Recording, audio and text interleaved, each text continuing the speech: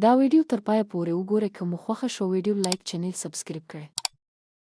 په یوه لرې پرتکلی کې چې د غرونو په منځ کې پټ و یو کوچنی هلک نوم یې فرید و له خپلې مور سره اوسېده. پلار یې کلونه مخکې د یوې سختې ناروغۍ له امله وفات شوی و او اوس فرید یوازې د خپلې مور سره د ژوندانه سختو ته اوږه ورکول. فرید یو هوښیار او زړور هلک و خو د غربت له امله یې ښوونځي ته نشو. هر سهار به له خپل کور نه ووت، د خلکو پسونه به یې څرول او ماښام به د لږو پیسو سره بیرته راستون. مور به یې تل ورته ویل: زویه، هر وخت رښتینی او صادق اوسه، الله به د لوی لارې پرانیزي.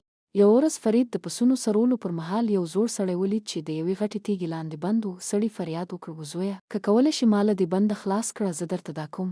فرید زوی ته لاس واچاوه، له زوره ډک ساه یې واخیسته او د تیږې له پورته کولو سره یې سړی وژغوره.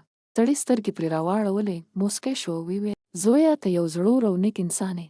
زه یو جادوګر نه یم، خو زما د دعا او برکت به درسره وي. ژر به د ژوند دروازې درته خلاصې شي.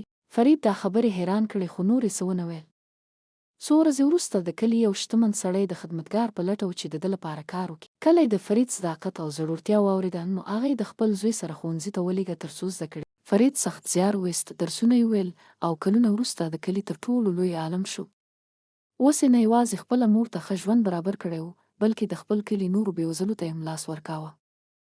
یوه ورځ کله چې فرید د خپل کلي غریبو ماشومانو ته درس ورکاوه، یو زوړ سړی د لرې نه ورته موسکی کاته.